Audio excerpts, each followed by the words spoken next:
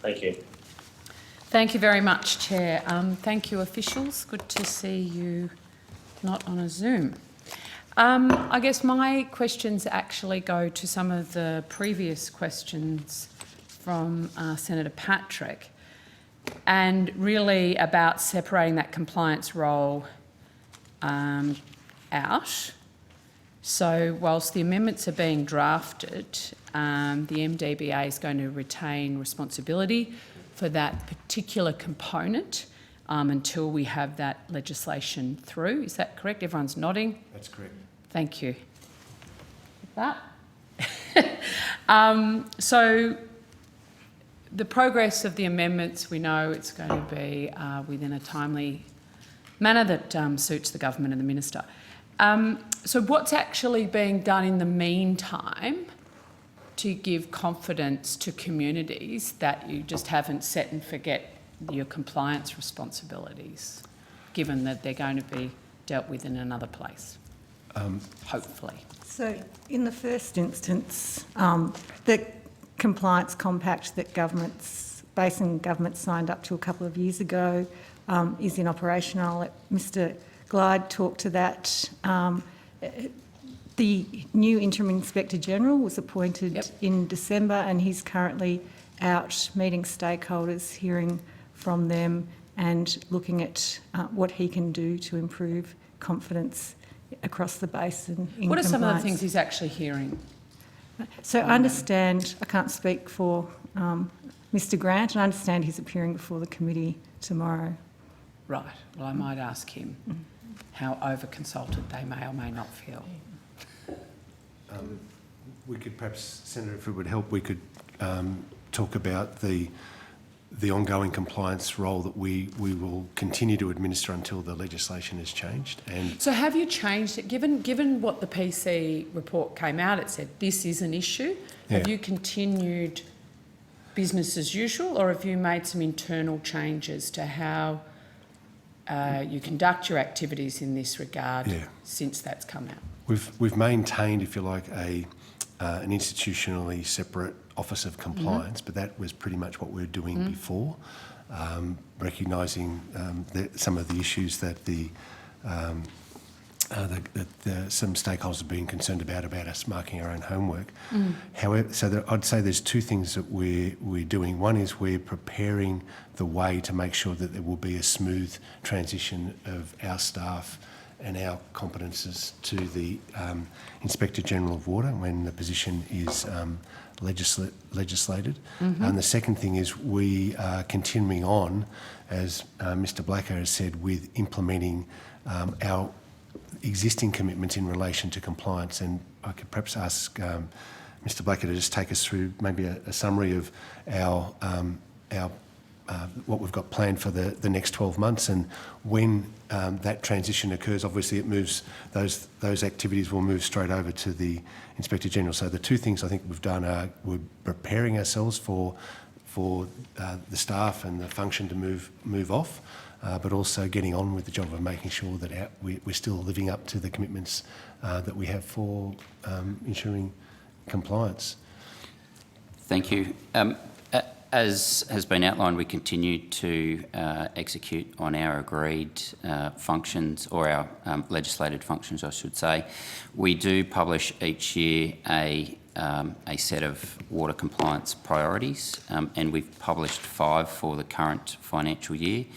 They relate to water resource plan compliance, which we touched on a little bit earlier, and that's predominantly looking at auditing of existing plans, but we've also got arrangements for other plans, and I'll touch on that in a moment. We also look at water take and unauthorised water take, so we've got a particular focus on metering and measurement, so continuing to work on a whole range of different things in that space. Technical standards to underpin metering, for example, looking at, so that's the metrological assurance framework to go alongside the Australian standards. So is that completed, or are you still working on that? We're in the very final stages of the metrological assurance framework. We'll be taking that through the approval process in coming weeks, so we are right at the... How long's that taken? That piece predates me. Yeah, I'd probably be guessing. predates me. I'd be guessing as to when it started, but we're very, very close to finalising that, and looking forward to being able to. And so just to clarify, this will actually allow us to kind of know how and what we're measuring.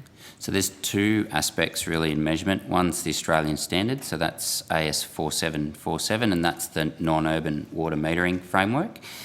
There was a review of that Australian standard, I think 18 months or so ago, and again predates me, so forgive me around the timing. But that review actually said many of the criticisms of that standard actually were issues that reside in another technical standard, which is called the MAF, the Metrological Assurance Framework. So we've been going about reviewing that framework, not just with basin jurisdictions, but with all Australian jurisdictions, so that includes non-basin states as well.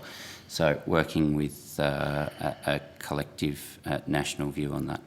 So that piece, once it's finished, then becomes a piece that sits alongside the Australian standard and helps with a lot of the issues around telemetry and other things that people are particularly interested in, and that that people assume often sits within the Australian standard but actually sits outside in a different framework.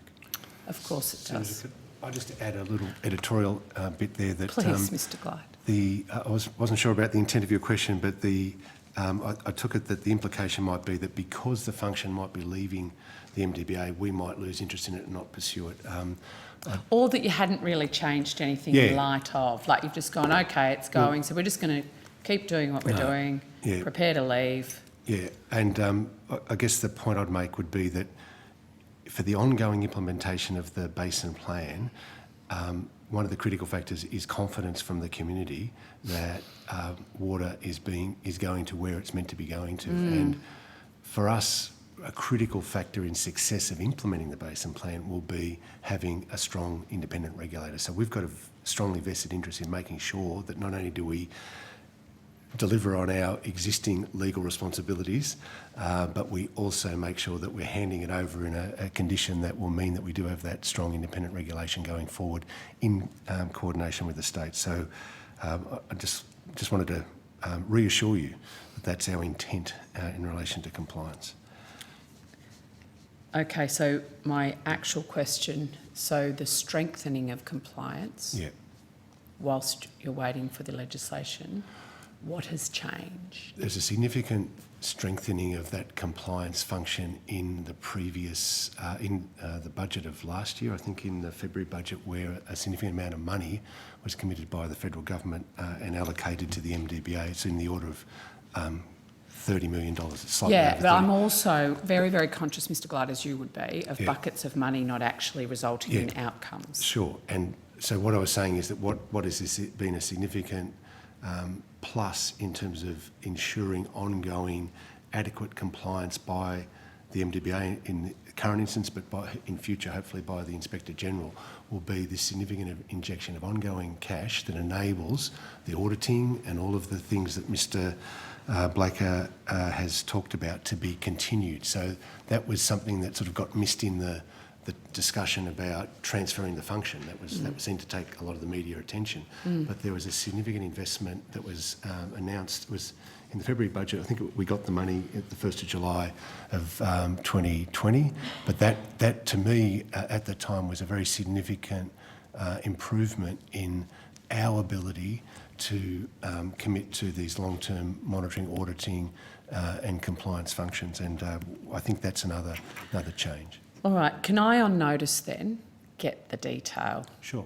Because compliance functions, auditing functions, I want the actual behavioural change within the organisation that will demonstrate a strengthening of that perspective. Okay. Because who knows how long those particular amendments will take. So you might be holding this baby for the foreseeable future. So I guess my communities want confidence that you have strengthened that, and it has actually resulted in behavioural change. I just want to refer quickly to a media release on the 26th of November 2020, where Mr Jackson, who's the New South Wales Farmers Federation chair, says the independent review of lower lake science suggested the original Basin Plan assumptions will be largely irrelevant given rising sea levels over the barrages and reduced inflows as a result of climate change. I would really appreciate, Mr Glyde, you are Sure. more well-versed than most of us on this plan and the detail of it. The assumptions that the original Basin Plan was, does that independent review call into question the assumptions of the original Basin Plan? No. What happened there, Senator, was that Professor Gell published some work that questioned whether or not some of the science that had been used at the time at which the Basin Plan was constructed and assumptions were made might have been wrong. That he had a different view. So we got our independent scientific advisory panel. We asked them to have a look at Professor Gell's work, to do a thorough literature review and come forward with some conclusions. So we wanted that to be at arm's length. They engaged CSIRO to lead that work, and so that work was completed, I think, in about February of last year, and we provided that. What that really did was say that yes, whilst Professor Gell's work was of interest, the balance of scientific opinion, as assessed by the CSIRO and a workshop they conducted where they got everyone who's an expert on this together, was that no, the science that was in place at the time of the creation of the Basin Plan was indeed still accurate, still right, still something to be relied upon. But and so that was one conclusion, and the second conclusion, there was some other work, but in relation to climate change, the CSIRO drew attention to the threats of climate change are going to be cause governments will need to have a rethink about how the lakes are managed. There's two threats, I think, as you've just mentioned. The first was in relation to sea level rise. That is as Dr. Chu, the leader of this study, pointed out, that is a longer run effect over decades. However, there will still need to be the more immediate issue that we're facing is the reduced inflows from right across the basin as a result of climate change, and that these are significant and they are happening in a quicker time frame, and so that the settings within the Basin Plan, which are about making sure that we continue flows right throughout the river, not just to get them to the end, but to benefit the environment throughout the river, that's the sort of ongoing challenge that governments are going to have to face over the coming years in settings around the Basin Plan. What will be the impacts of ongoing climate change? What impact will they have on reductions in inflows? What impact does that have on stream flow? What impacts will increase rates of evaporation on all of the water storages within the system? What will that have? What impact will that have? And so they really flagged that as a significant issue that we need to address, and indeed we've picked that up as part of the recommendations we had in our 2020 evaluation report, that climate change and the consequences of climate change for all uses and all users needs to be better understood, and this sort of really, Mr. Glyde, goes to what I hear from a lot of irrigators and communities on the ground is that, and their representative bodies, is the lack of flexibility that the MDBA in the implementation of the plan. Things that weren't foreseen, weren't fully understood, weren't appreciated, weren't written in to the plan, and this blind adherence and almost robotic approach to implementing the MDB plan is causing frustration in communities and with irrigators themselves and others,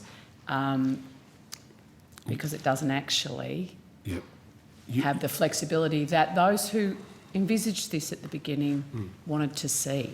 I think it's a very clear point that we hear exactly the same, and probably in a more strident fashion than you might, from a lot of our stakeholders. That on the environmental side, we have conservation groups saying it's clear that the Basin Plan's not working, not enough water is being delivered quickly enough.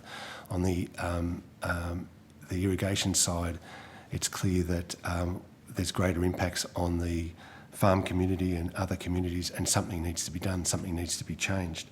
And I think one of the great strengths and one of the great weaknesses of the Basin Plan is that it provides certainty through legislation. It's a piece of legislation that sets a lot of these targets, it sets a lot of the requirements, and that makes it from time to time quite hard to change. And as the people who speak most about the Murray-Darling Basin Plan, we're often criticised for not being able to change the plan quickly to suit a particular need. But I'd reject the criticism that the Basin Plan doesn't change. There's been changes that have been made to the Basin Plan over the last 8 years, all of which have required, however, the agreement of all of the governments that are party to it. And I think that's the rate limiting step. It's not so much the MDBA's intransigence or our inability to bring forward the reality of what the experience has been of implementing the Basin Plan. It's the fact that it is a multi-jurisdictional thing, and in order to get change, you've got to get everybody on board, and that is hard in a contested space.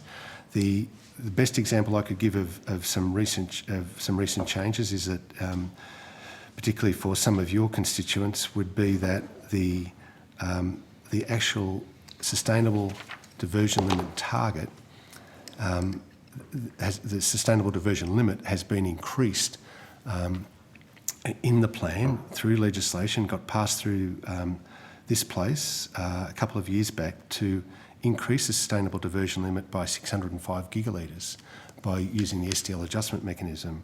And at the same time, the amount of water that was to be removed from irrigation in the Northern Basin was increased by 70 gigalitres. And so they're examples of where change can happen. Changes have been made to deadlines, and one of the overriding logics of the Basin Plan is that we're talking about long-run impacts, that the Basin Plan is set up to be reviewed every 5 years. A major review will happen in 2025 with a view to thinking about what settings need to change in the Basin Plan in 2026. So there's a regular legislated framework for making those changes.